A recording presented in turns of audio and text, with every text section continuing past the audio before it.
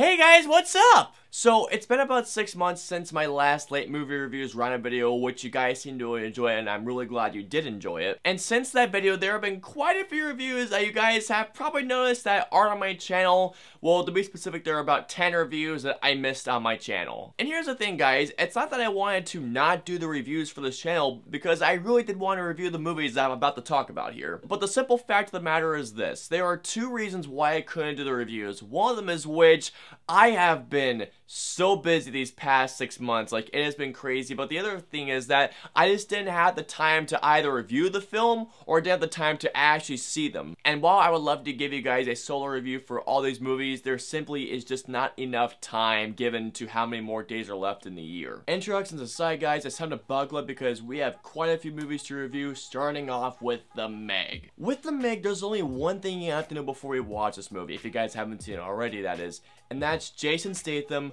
going against the Megalodon.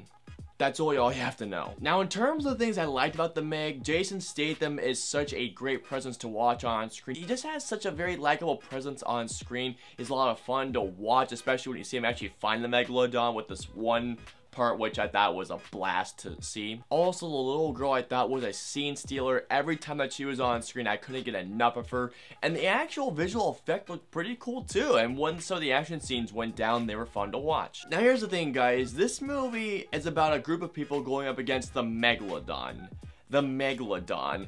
And the Megalodon in this movie isn't even that big. Now, to be fair, the Megalodon in this movie actually looks pretty cool, but the actual shark itself is supposed to be so much more huge. Like, it's insane how big it is. And the other thing is this movie is so stupid. I mean, it is dumb to the teeth. The Megalodon is just so dumb that it's just hard to take seriously whatsoever. Well, then again, when you have Jason Statham going against a Megalodon, kind of makes sense. But still, I mean, really, the movie is just so dumb and just too preposterous that you just keep going like, really? And the other thing is that I just found this movie to be really quite forgettable. I really don't remember a lot of this movie. Just, I remember Jason Statham in the end and a couple of action scenes.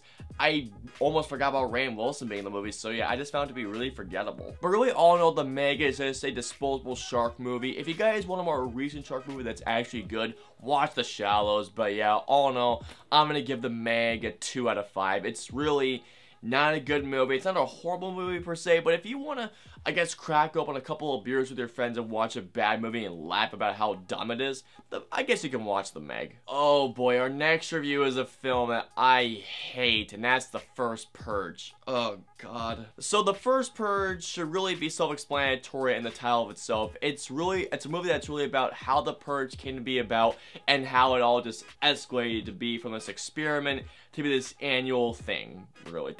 That's really it. So to put it lightly, my past with the previous Purge movies has not been good, to say the least. I really am not a fan of all the Purge movies. I really didn't like the first Purge movie. Well, the actual original Purge. That's gonna be really confusing. The first Purge, what do you mean, the prequel or the original film? The Purge Anarchy, I didn't like even more so. Election Year, I hate so much. I hate that movie. Like, you guys have no idea how much I hate it. And then The First Purge, though, I will say this right about The First Purge. I don't hate it as much as Election Year, because Election Year is just, it's hard for me to even get through that movie now. But does that take away from how bad The First Purge is for me? Not at all, no. Now, the only thing that I found redeemable about The First Purge is one of the actors who actually cared for a couple of the other characters. I actually found him likable.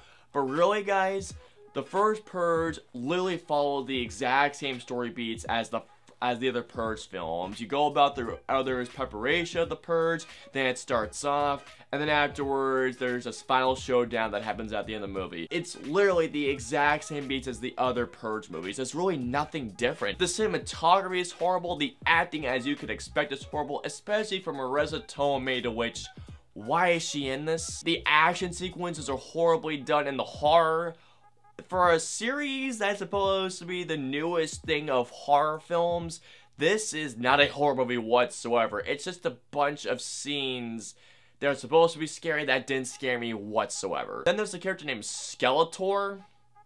Yeah, there's a character named Skeletor in this. And the worst thing of all, the end credits of this movie are just an advertisement for the TV show, which I've heard is garbage. But yeah, all in all, while The First Purge isn't my least favorite Purge movie, that still goes to a Purge election year, this is still horrible nonetheless, and I'm gonna give The First Purge a 0.5 out of 5 stars. There's an actor that saves it, and there's one sequence no, it's just an actor. Our next review is for Christopher Robin, the live-action adaptation of the character Christopher Robin, but also of the characters from 100 Acre Wood. You know, Winnie the Pooh, Tigger, Eeyore, Piglet, and all the other furry friends. So basically, Christopher Robin follows Christopher Robin, who in this film is played by Ewan McGregor as an adult who has a family, and after he has grown up, he essentially leaves behind his childhood, which essentially is 100 Acre Wood, and the characters behind that. As time goes on, he finds that he just doesn't, you know, have that creative spark anymore, so his journey leads him back to 100 Acre Wood, where he just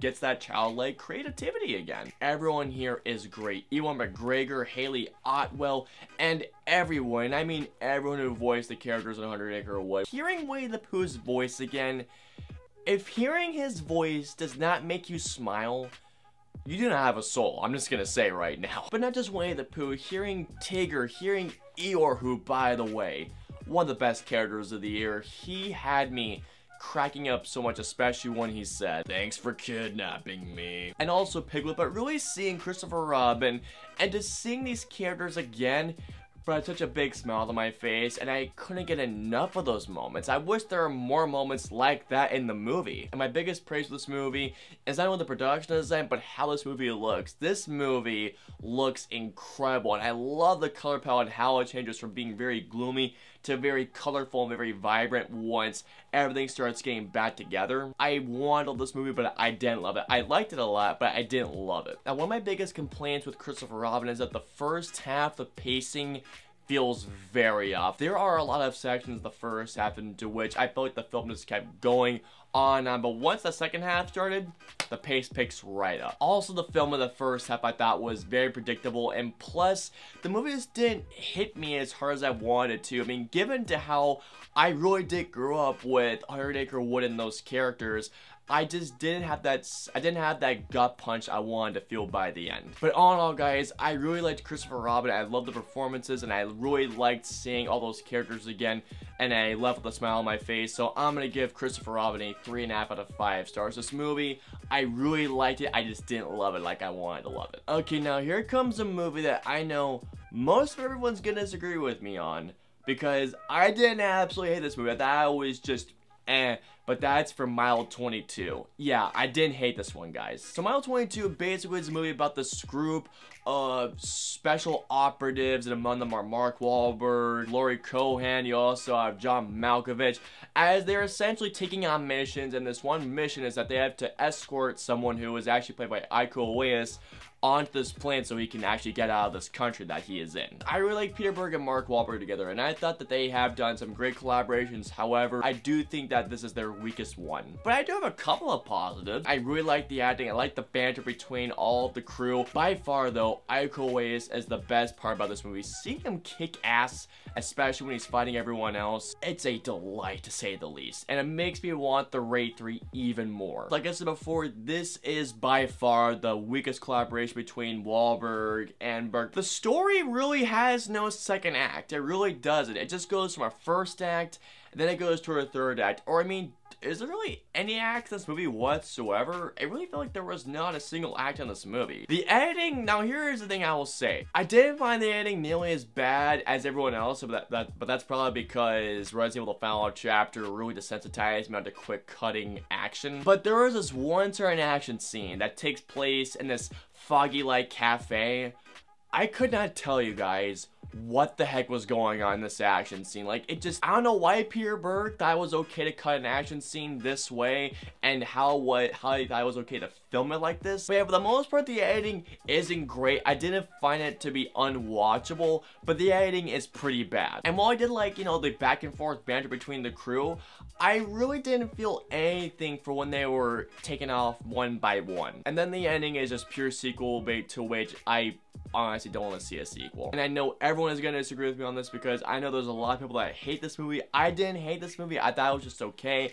Didn't like it either, so overall, I'm going to give Mile 22 a 2 out of 5. There were a couple of redeemable aspects, but this is easily the worst collaboration between Mark Wahlberg and Peter Berg, without a doubt. I do still want to see they're working together. For our next review, we're going to be talking about Eli Roth's first film that's not rated R, and that is The House with a Clock in Its Walls. So The House with a Clock in Its Walls stars a kid. I can't remember who his name is, and if I do remember, I'm probably going to butcher his name, so I'm going to put his name right there. But essentially, it follows this little kid as he goes to live with his uncle, played by Jack Black, and his friend, played by Cate Blanchett, as they essentially train him to become a sorcerer. So like I mentioned before, this was directed by Eli Roth, and Eli Roth doesn't really have the greatest track record. I mean, I liked Cabin Fever, I didn't mind Hostel, but when it comes to everything else, I mean, Knock Knock is a guilty pleasure of mine. You guys all know that. Knowing that he was directing a movie that wasn't rated R did get me interested, but at the same time, I was still a little skeptical, but I'm happy to say that this movie wasn't bad. It was okay. I liked the little kid in the movie, I liked Jack Black, and I love Cate Blanchett, but by far my favorite part of the movie was the banter and the chemistry between Jack Black and Cate Blanchett. If they could just make a movie between the two of them, that would make me even happier. Also, Sonny Soljic is in this movie, and he gives a great performance as well. Also, he's in God of War. Just saying. Some of the action scenes are a lot of fun to watch. There's a couple of moments that had me chuckling, and some parts of the CG actually looked quite good. Now, one of my biggest flaws with this movie is that I feel like that this movie just rushes everything. Character development, story arcs. This film just really gives nothing any time to breathe out. While some of the CG looked really good, there were other spots that looked terrible. And then the other thing is that I know this movie is marketed towards kids, but the thing is that there were some parts in which I think even kids wouldn't be able to watch, and I know this because there was a kid sitting behind me that literally was saying out loud in the theater, like as loud as I'm talking to you guys right now, which really disrespectful, by the way. But he was saying how this was too scary for him and how he would have to close his eyes. All in all, I'm gonna give The House with a Clock in Its Walls a 2 out of 5 stars. For Eli Roth's first foray into a non-R movie, it's not bad. It's not good, it's not bad, it's just okay. Oh god, now it's time to talk about this movie. Alright, it's time to review Nobody's Fool, my first ever Tyler Perry movie. Yeah, I've avoided every Tyler Perry movie until now. Oh boy. So Nobody's Fool stars Nika Sumpter and Tiffany Haddish as two sisters, as Tiffany Haddish's character just gets out of jail. She's on parole now, and Nika Sumpter has been this long distance relationship with a guy who she's never seen at all, but she has called him and she's texted him for quite some time. They're claiming they're in love, and because she hasn't seen him, like as at least a picture or on a Skype call, Tiffany Haddish's character thinks that she's being catfished. So like I mentioned before, I have never seen a single Tyler Perry movie. I mean, I have seen a scene from Medea Goes to Jail, and from what I saw, I told myself, nope, I'm not watching a Tyler Perry movie, but the fates had something else in plan for me because this was my first one. And for a first impression, oh my god, what a bad first impression. I mean, when I mean bad, I mean, god, this movie was garbage. I guess if I had to give one redeemable aspect, I mean, this is slightly redeemable. It doesn't really say I'm being a 0, just to give you guys a heads up. I chuckled maybe at 1 or 2 things, but other than that, this movie, everything about this movie is just not good. Everybody is horrible in this movie, including Tiffany Haddish, who I love. Nika Sumpter is so unlikable at one part that I hated how the movie went to a Hollywood ending at one part. I mean, I really hated the ending a lot. And there's this one part into which Nika Sumpter's character just makes a decision that makes her so unlikable that I hated her. I was just thinking, what do you expect when you do that? What do you expect? And Tiffany Haddish, like in Night School, which I'm gonna review next, plays the exact same obnoxious character, except here it's like obnoxious times a billion. And going to the comedy, this movie is just really just sex joke after sex joke after sex joke after sex joke. I mean, it just keeps going with the sex jokes with no punchline whatsoever. Then there's the pacing, oh my word. For the first half of the movie, once I thought I was done with a certain plot point, and then something else happens to which it makes the movie go on and on and on. This movie felt like it went on forever. And then there's a cameo in this movie that just, it crushed me. For my first Tyler Perry movie was horrible. I'm gonna give Nobody's Fool a 0 out of 5 stars. There was nothing redeemable about this movie whatsoever. Every character was unlikable, and I felt like this movie just would not end. For my very first time appearing movie, what a terrible first impression. Never watching another movie of his ever again. Alright, so I mentioned in Nobody's Fault that I was talking about Night School next, so here we go with Night School. So Night School is a comedy that stars Kevin Hart and once again Tiffany Haddish, as Kevin Hart plays a salesman that loses his job after an explosion, unfortunately, and when he needs to get his next job, he needs his GED first, so as a result he goes back to school while in night school, roll credits, and there she meets Tiffany Haddish, the teacher of the night school, and he just has to try and get his GED. This was directed by Malcolm D. Lee, the same guy who brought us Girls Trip, and Girls Trip was not only one of my biggest surprises of last year, but it was one of my favorite comedies of last year. So you can imagine my shock when I barely laughed at this movie. However, I didn't hate it. I thought it was okay. Some of the cast is pretty good. Kevin Hart is good in this movie. Tiffany Haddish, even though she is obnoxious here, she does have a few funny lines, but by far the best person in this movie is, now, I cannot remember his name, and it's a crime that I remember his name because he was hysterical, but he was from 40-Year-Old Virgin. I'll put his name right here, but man, he had me cracking up. And there are a couple of other characters that did make me laugh, and when it comes to the comedy, there were some parts in which I did laugh quite a few times. I also really liked the banter between all the classmates. I thought they were really likable, that they all worked well off together. Not everything worked. There was one actor in this movie that really annoyed the hell out of me, just in general. Predictable as all can be as well. I really didn't care about Kevin Hart's escalated getting a GED, and Kevin Hart can be very funny, especially in Jumanji. But really, I really didn't care if he got his GED or not. And like a couple of other movies on this roundup, I found this movie to be quite forgettable. So all in all, I didn't hate Night School. I know a couple of my friends hated this movie. I thought it was okay. It's nothing great, nothing bad, but all in all, I'd give Night School a 2 out of 5. There were some parts that worked for me. There were some parts where I did laugh.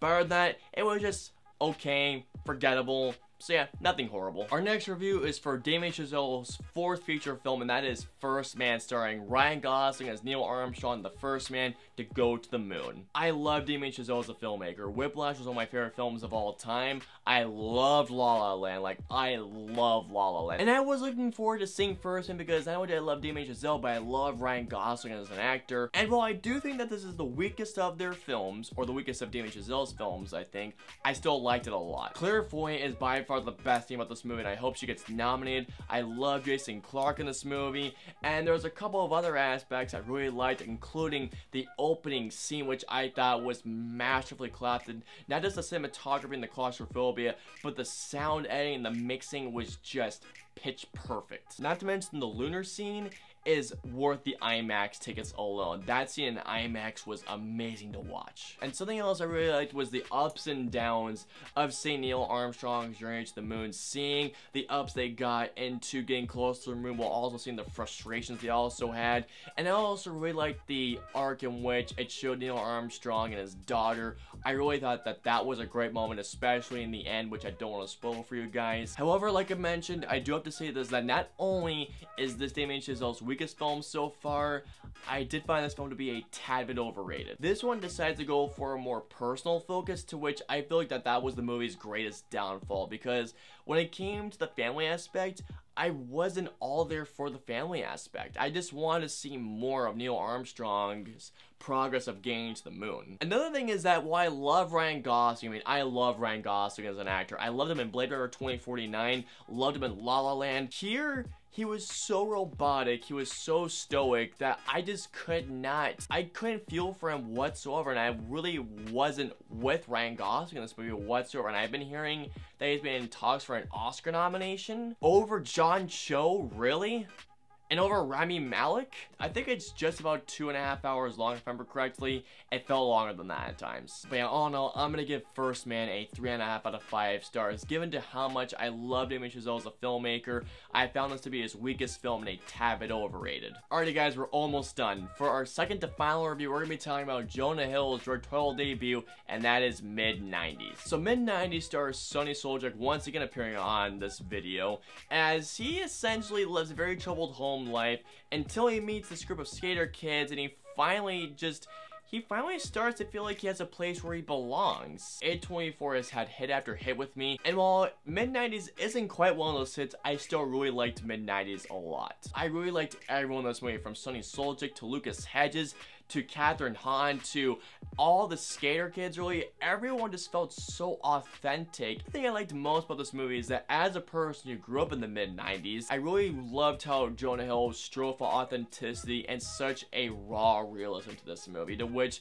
anytime I saw clothing happen or I saw some type of thing happen, I connected with it immediately. I liked Sonny Soldier, I liked all the banter between the characters, and every time that, Sonny, or Sunburn as they call him in this movie, every time that Sunburn got with the kids in this movie, I always had a big smile on my face, and one of the things I liked about this movie was how it was shot. I really liked the music in this movie a lot. I did feel like this movie was quite touching. As a director, I really do think that Jonah Hill has a career for himself. I didn't think this is one of A24's bigger hits, as there were certain sections of mid-90s where I feel like that really didn't belong. Like, there's a part where Sunburn is hitting himself with a hairbrush, and to which I don't know why that was in the film. And like other A24 films, there really isn't a plot to this movie. I mean, there's a premise, but there's really no other plot to this movie, to which, if you're not a fan of A24's previous films, you probably won't like this film either. But I feel like the pacing was a bit off here and there. There were some sections that did bore me here and there,